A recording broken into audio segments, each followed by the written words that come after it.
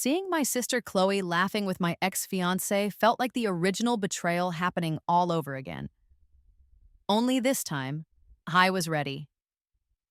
They were standing across the annual Thorne and Vance Innovations Gala, a glittering trio of treachery: Chloe, Leo, and Isabel, the woman he'd abandoned me for at the altar. My Marquesa sapphire dress felt less like a gown and more like armor. When Chloe caught my eye, her smile faltered before she raised her champagne flute in a pathetic attempt at a toast. I turned away without a flicker of acknowledgement, a public slap delivered with perfect stillness. I already knew she was a snake. I just hadn't realized she was still reporting back to the enemy. The game, I reminded myself, had already begun, and I was no longer a pawn. Julian, my new husband and Leo's former business partner, placed a hand on my back, a silent question. I gave him a tight smile that meant it's happening and excused myself.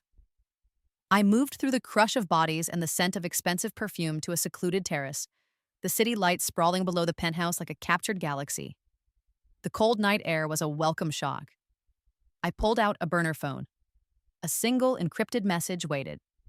She accessed the off-site server. Project Chimera files copied.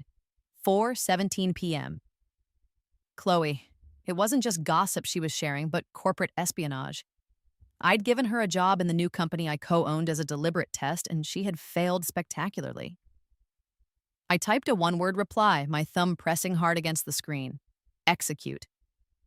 Returning to the party, I watched Leo approach our chief technology officer, clapping him on the back with false camaraderie. He was probing, trying to see if we'd noticed the breach, but his arrogance made him clumsy. I let him play his part, catching our CTO's eye over Leo's shoulder and giving a nearly imperceptible shake of my head. The CTO played dumb beautifully, and Leo walked away with a smug smirk, believing himself the wolf among sheep. He thought he'd gotten away with it. As he rejoined Isabel and Chloe, however, I noticed a new detail: a small, identical lapel pin on both Isabel's and Chloe's dresses. A silver phoenix. It was a symbol I didn't recognize, a small, everyday object that screamed of a conspiracy deeper than I'd imagined. That silver phoenix pin sent me spiraling back a year. The memory hit with the force of a physical blow, transporting me from the glitzy gala to a silent chapel that smelled of lilies and old stone. My hands hadn't trembled from nerves that day, but from a deep, instinctual coldness. My Vera Wang gown, an object that was supposed to represent my future, felt like a shroud. I saw Leo at the altar, but his eyes kept darting to the heavy oak doors. When Isabel appeared, breathless in a simple sundress, his face broke with a relief that was meant for her, not me. He walked off the altar without a word, and the collective gasp of our guests was a tidal wave of humiliation. That was the first, most public face slap. The jilted bride abandoned before God and everyone we knew. I didn't cry. I simply turned, my spine rigid, and walked out into a sudden downpour that soaked my designer dress until it weighed 1,000 pounds. I didn't go home. I went to Julian Thorne's office. I found him working late, the neon glare from the street striping his face as he poured me a whiskey. "He's a fool," Julian rumbled. I felt the burn of the alcohol, a welcome fire in my frozen veins. "He's a liability," I replied, my voice steady for the first time that day. "And his liability is our opportunity." Rain lashed against the panoramic window of his high-rise office. "I want to destroy him. His company. Everything. Help me." A strange light sparked in his eyes. "That would require a level of commitment," he said slowly. "A partnership." I knew what he meant. "Then marry me," I said. Our wedding was a sterile transaction at a city hall office that smelled of stale coffee. Our honeymoon was spent in a boardroom. With my considerable trust fund, the one Leo had always coveted, and Julian's genius, we staged a leveraged buyout. My first act as majority shareholder delivered the second face slap. On a video conference call, I watched Leo, Isabel, and the board members who had sided with him stare back in shock. "As of this morning," I announced, my voice devoid of emotion, "Thorne and Vance Innovations is dissolved. Your positions are terminated." Leo lunged at the camera, screaming my name. I calmly ended the call, leaving him howling into a dead screen. The first win was mine, and mine alone. A week later, Chloe came to me, weeping and begging for a job.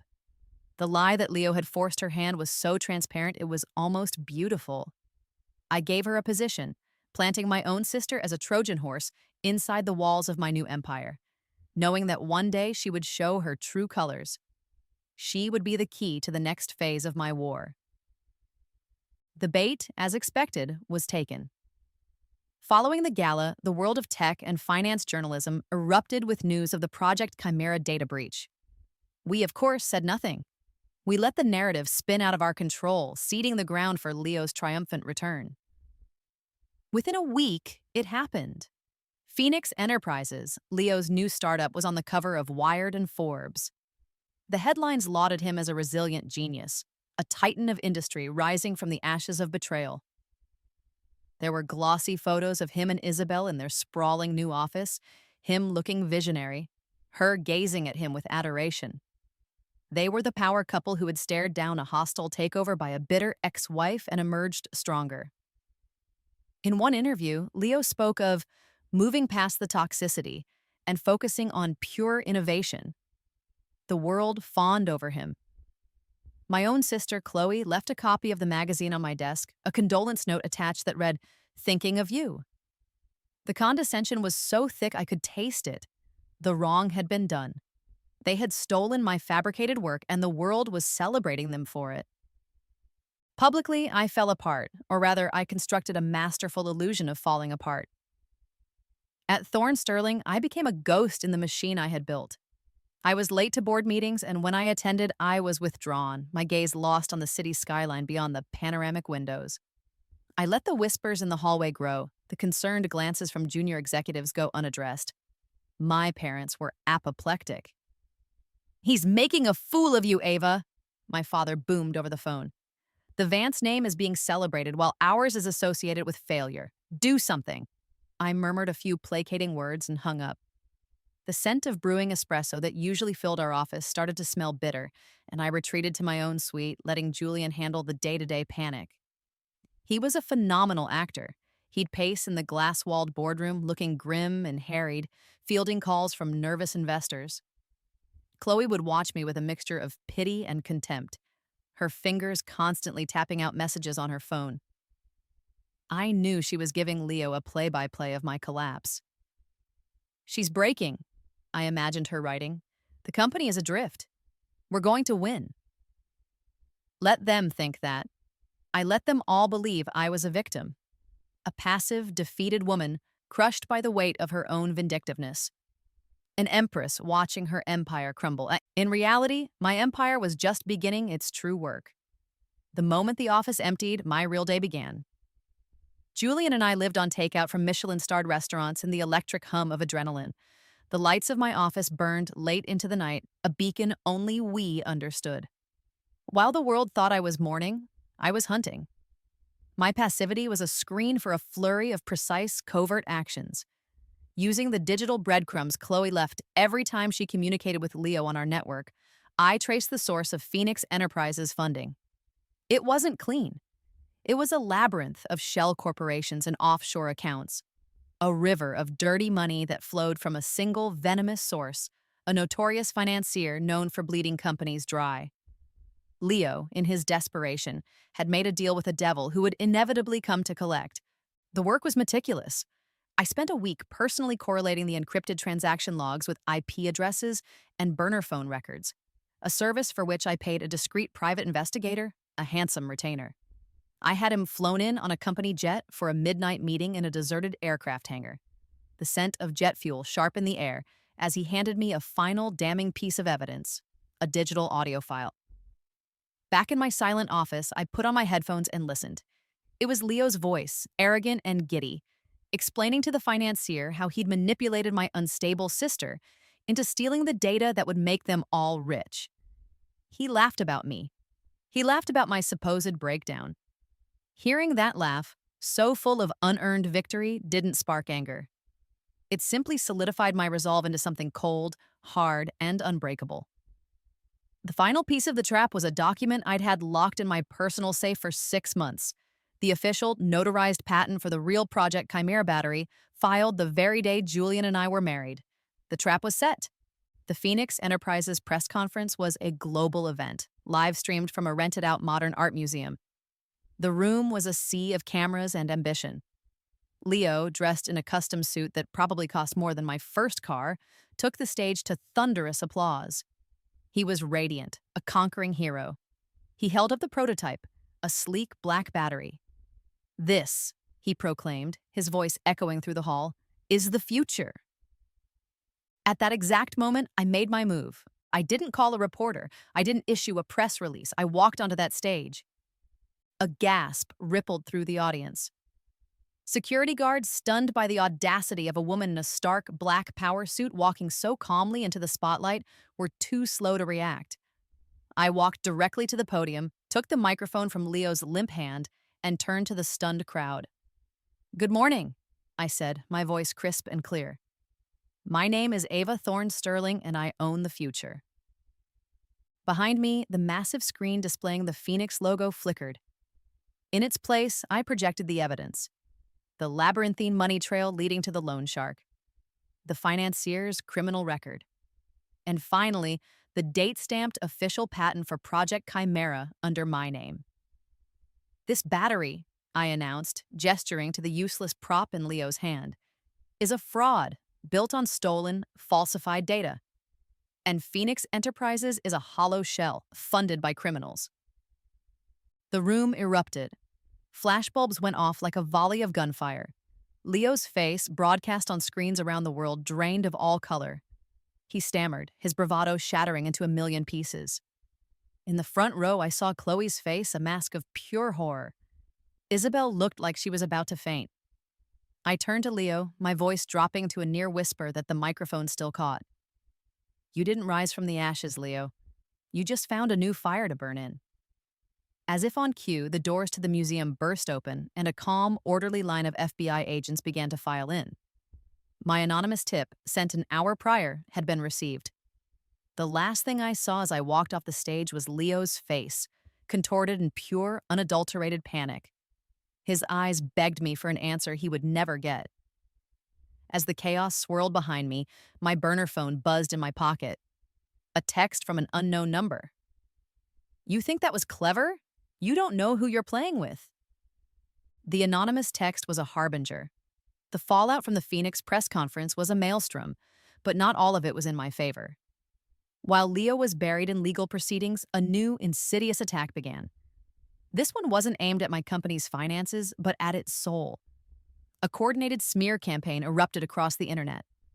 Obscure blogs, amplified by a network of social media bots, began publishing fabricated stories.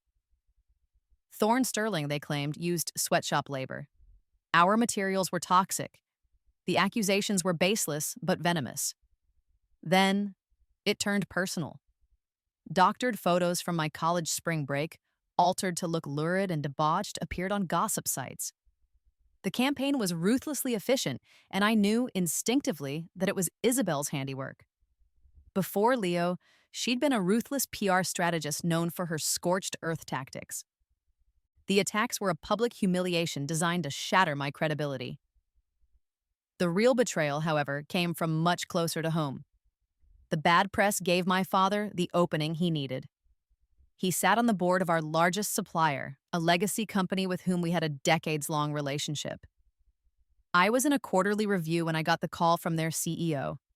He was apologetic, almost mournful, as he explained that, given the reputational risk and a loss of confidence from key board members, namely my father, they were terminating our primary supply contract, effective immediately.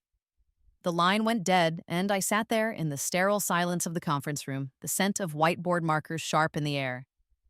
Leo's betrayal had been a single, clean cut. This was the slow, crushing pressure of a tectonic plate, my own family choosing to side with my enemies.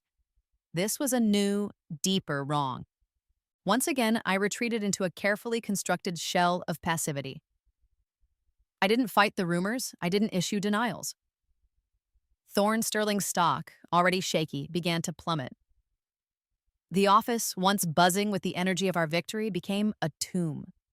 Julian was a fortress, but I could see the strain in his eyes. We held an emergency board meeting. I sat at the head of the table, a picture of calm, as a proxy for my father, read a prepared statement about my reckless and emotional leadership, having made our company untenable for stable partnerships. The words were designed to wound, and they did, but I refused to let it show. I let them see a leader who was overwhelmed, broken by a war on too many fronts. I let them believe the narrative that I had won a battle against Leo only to lose the war for my company. Chloe hovered in the background, a vulture in a business suit, no doubt relaying every grim detail to Isabel. I needed them to get overconfident. I needed them to believe they were about to land the killing blow. Their mistake was thinking I played defense. I had anticipated this move weeks ago. The day Chloe copied the fake Chimera files, I knew my family's loyalty would be the next battlefield. My public passivity was a screen for my real work.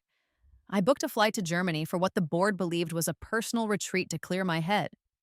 I flew on our company's Gulfstream G650, the quiet luxury of the cabin a world away from the chaos I'd left behind. Berlin was vibrant, alive with the scent of rain on cobblestone and the electric thrum of innovation. I didn't go to a spa. I went to a stark modernist office overlooking the Spree. There I met Katerina, the formidable CEO of a smaller, more advanced material supplier. We had been in quiet negotiations for months. She despised corporate bullies and saw my father's move for what it was, a cowardly act of patriarchal spite. Over glasses of sparkling water, we finalized an exclusive partnership for a new, sustainable technology that would make our old supplier and my father's company obsolete within 2 years. While in Europe, I also made a detour to Zurich. In a quiet, wood-paneled cafe that smelled of rich chocolate and old money, I met with a legendary cyber forensics expert, a woman known only as Helena. I passed her a sleek, encrypted hard drive. "The smear campaign," I said. "Find the source servers. Find who paid for everything. I want a complete digital and financial chain of custody." She simply nodded, taking the drive without a word. The cost for her services was astronomical but a necessary expense. My war chest was deep. I returned to a company on the brink of panic and called a press conference. The room was packed with the same reporters who had been gleefully dragging my name through the mud. I walked to the podium, not looking defeated, but energized, dressed in a sharp, cream-colored suit that screamed authority. "There has been a great deal of speculation about the health of this company," I began, my voice ringing with confidence. First, I announced the exclusive partnership with Katerina's German firm, revealing the revolutionary technology that was now ours alone. On the massive screen behind me, the Thorne Sterling stock ticker, which had been streaming live, reversed its downward trend and began to surge violently upwards in a solid green line. Then I pivoted. "There have also been personal attacks based on lies. I believe in accountability." The screen changed, displaying the report from Helena. It showed, with irrefutable proof, that the entire smear campaign, the blogs, the bots, the doctored photos, had been orchestrated by Isabel Vance and funded through a series of anonymous transfers. The final slide showed the source of those transfers, a personal bank account belonging to my sister, Chloe. I let the room absorb that, then added smoothly, "My sister has been an unwilling accomplice, her account compromised and used without her knowledge. But Isabel Vance acted with malicious intent to defraud our investors." Finally, I looked directly into the main camera, knowing my father was watching. "And to the board member at Sterling Cross Supplies, who used his position to sabotage this company for personal reasons, I am, as a majority shareholder in that company through my mother's family trust, calling an emergency vote of no confidence. You are fired." The room exploded into chaos. My phone lit up with a call from my mother. I declined it without a second thought. But amid the pandemonium, I saw Julian. He wasn't looking at me. He was staring, pale-faced, at one of the financial charts from Helena's report still displayed on the screen. It detailed a secondary, much larger set of offshore transactions used to fund Isabel's shell accounts. He pointed a trembling finger at the screen. "Ava," he said, his voice a horrified whisper. "That account name. The Eleanor Trust. That belongs to my mother." The revelation hung in the air, colder and sharper than any public accusation. Julian's mother? The name on the report, the Eleanor Trust, seemed to suck all the air out of the room, silencing the clamor from the press conference outside my office door. We retreated inside, the sleek, minimalist room suddenly feeling like a cage. Julian, who had been my stoic fortress through this entire war, finally cracked. He paced the floor, his face pale with a dawning horror, running a hand through his hair. "It can't be," he whispered, but we both knew it was true. He explained it in broken pieces. His mother, Eleanor Thorne, was a woman I had met only once, a caricature of old money, draped in pearls and smelling of roses and resentment.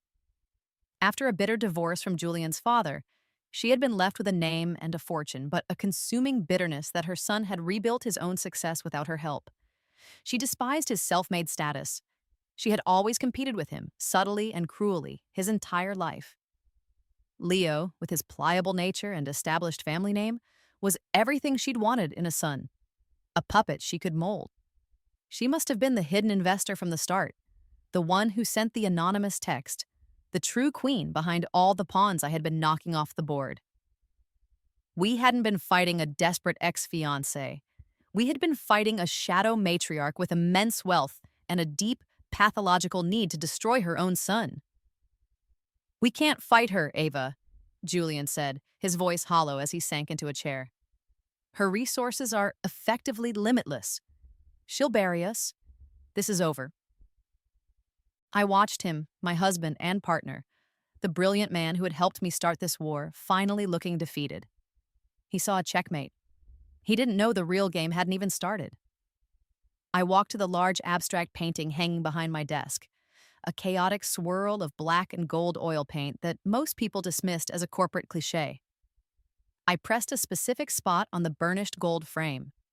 With a faint hiss of pneumatics, a nearly invisible seam appeared in the wall, and a section slid silently away, revealing not a safe, but a sleek biometric keypad glowing with a soft white light. Julian stared, dumbfounded, his despair momentarily forgotten. I pressed my thumb to the scanner. It glowed green, and from the wall emerged a private, shielded terminal that flickered to life with a holographic interface. On the screen were not company files, but personal ones. Account summaries, offshore holdings, equity portfolios, all under a name he didn't recognize, A. Sterling. At the bottom of the screen, a real-time net worth was displayed, a staggering figure with 11 zeros. It was at least 10 times his mother's estimated fortune. Julian looked from the impossible number on the screen to my face. "My parents gave me the name Ava because they thought Avalon was too much of a mouthful," I said quietly, my voice cutting through the silence. "My grandmother was Thea Sterling, founder of Sterling Global Investments. She left me everything on one condition, that I never touch the principal until I had built something of value on my own. She said wealth was a weapon, not a crutch. I was to learn to fight without it first." The air in the room shifted. The power dynamic, the very foundation of our partnership, was being rewritten in real time. My trust fund, the one Leo had so desperately coveted, was a pittance, a monthly allowance designed by my grandmother to make me look like just another wealthy heiress, a harmless debutante. The real fortune, the real power, was hidden in plain sight, concealed behind a piece of art. This was never a simple revenge story. It was the story of a woman finally claiming her arsenal. "Your mother wants to play a game of resources," I said, my voice now laced with a steel Julian had never heard before. I turned to the holographic terminal. "Fine, let's play." With a few gestures, I pulled up a file labeled Eleanor Thorne. My grandmother, ever the strategist, had considered Eleanor a reckless and emotional player in the market decades ago. She had been watched. Her portfolio was not a mystery to me. It was a blueprint of vulnerabilities. I saw every over-leveraged asset, every secret debt, every point of weakness. My fingers flew across the holographic keys, not in anger, but with the cool precision of a surgeon. I initiated a series of targeted short sells against her primary holding company. I executed massive currency trades designed to destabilize the foreign markets where she was most exposed. It was a full-scale corporate raid, launched from a secret terminal in my office, against the woman who thought she was untouchable. I wasn't just firing back, I was sinking her entire fleet. Within minutes, the first alerts would be screaming on financial networks around the globe. Eleanor would see her legacy, a shipping firm her father had built, hemorrhaging value at a catastrophic rate. She wouldn't know how, she wouldn't know who, but she would know it was a targeted surgical strike aimed at her throat. I closed the terminal. The wall slid silently back into place, the painting settling perfectly, hiding my entire world. The office was quiet again. Julian looked at me with a new kind of awe, respect, and perhaps a little fear. The power dynamic between us had been permanently, irrevocably altered. "What now?" he asked, his voice barely a whisper. "Now," I said, picking up my ordinary desk phone, the plastic cool against my skin. "I make it personal." I dialed a number from memory. It rang twice before a clipped, aristocratic voice I now recognized as the true enemy answered. "Hello?" "Hello, Eleanor," I said, my voice calm and pleasant. "This is Ava. Your son and I would like to have a word with you. Let's meet. My office. Tomorrow at noon." I paused for a beat. "And please do come alone." I hung up before she could respond. The final confrontation was set. The next day, at precisely noon, my office became a confessional for the damned. The air was still, scented with the faint, clean aroma of the jasmine tea I had just poured. Eleanor Thorne arrived first. She wore Chanel, but for the first time, the suit wore her. The icy composure was a thin veneer over a foundation of pure panic. My overnight raid had cost her a third of her net worth, and she knew the bleeding hadn't stopped. A few minutes later, my assistant showed in Leo and Isabel. They looked like ghosts, haggard, stripped of their arrogance, the weight of public disgrace and federal investigation pressing down on them. And finally, my sister Chloe slipped in behind them, looking small and terrified. Eleanor, in a last desperate miscalculation, had assembled her failed army, hoping for strength in numbers. They stood awkwardly before my large oak desk, a pathetic tableau of conspirators forced on a pilgrimage to the woman they had sought to destroy. Julian stood silently by the window, a formidable presence watching the proceedings. Eleanor, ever the matriarch, spoke first, her voice strained as she attempted to seize control. She didn't apologize, she proposed a truce. She would call off her war, leverage her remaining influence to make Leo's legal troubles disappear, and ensure my company faced no further trouble. "This has all been a regrettable misunderstanding," she said, looking only at Julian, as if I were merely a decorative accessory in my own office. Leo, taking his cue, stepped forward. He clasped his hands and gave the apology he thought I wanted to hear. He spoke of his confusion, the immense pressure he was under, his undeniable but complicated love for Isabel. He said he never, ever meant to hurt me, that he was deeply sorry for the pain he caused. It was a pathetic, self-serving performance. Isabel, her eyes red-rimmed, mumbled her agreement. And then Chloe, tears streaming down her face, whispered, "Ava, I'm so sorry. I was just so scared of them, please." They were begging for mercy not because they were remorseful, but because they were broken.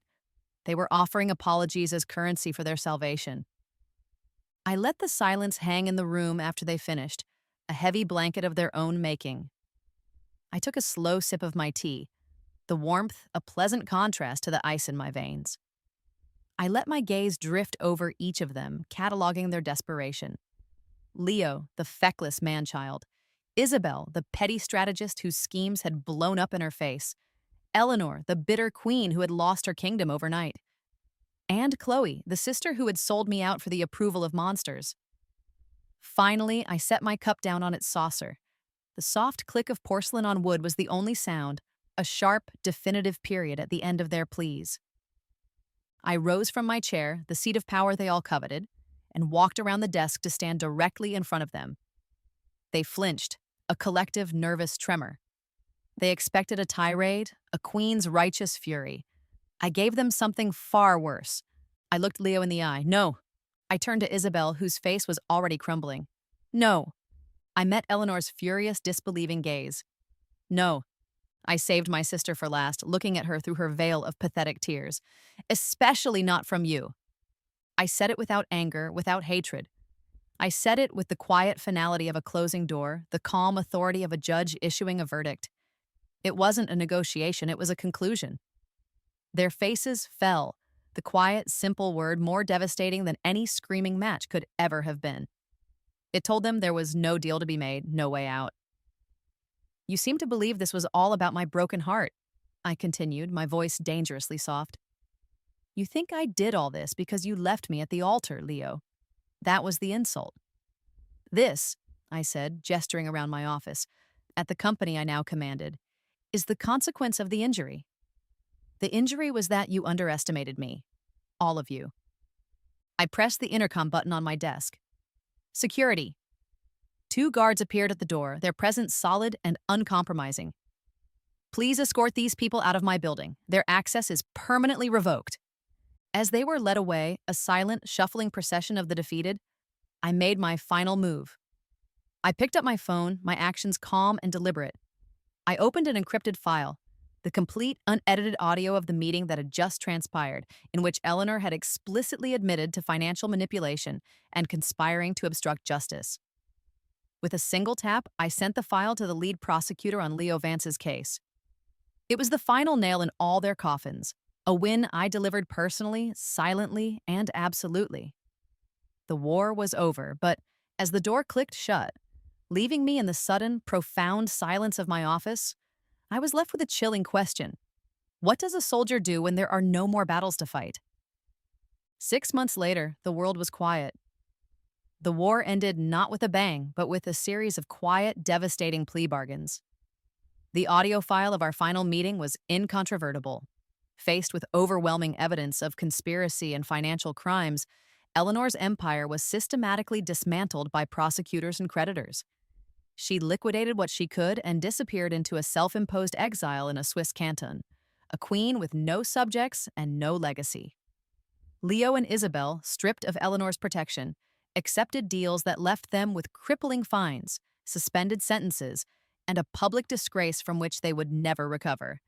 Their names were now footnotes in articles about corporate fraud. As for Chloe, she vanished from the city after sending me one last, tear-stained letter filled with excuses I never read. The noise had finally faded.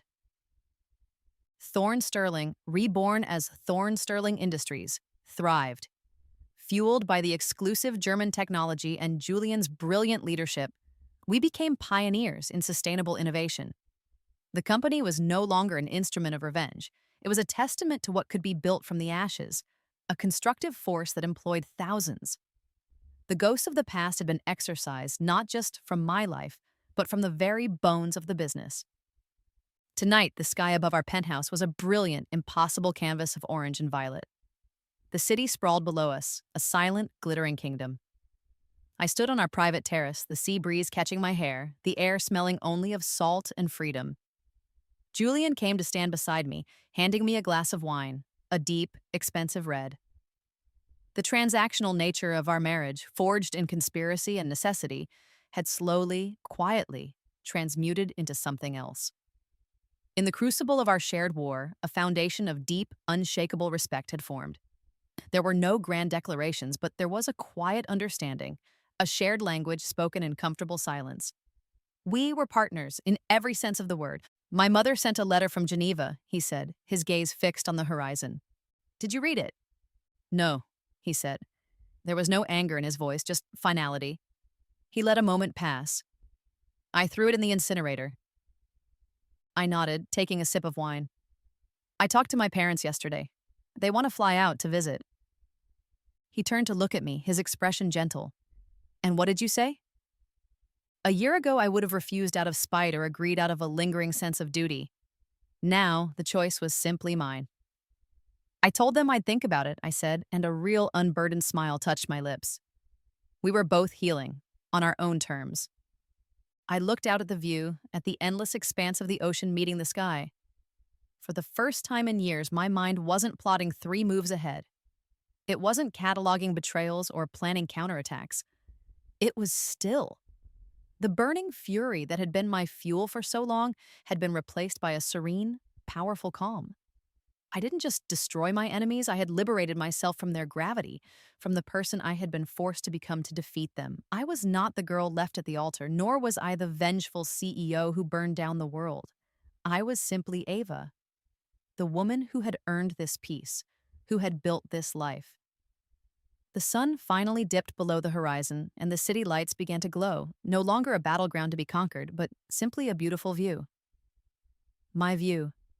This was never about revenge. It was about reclamation. And everything I saw was now mine.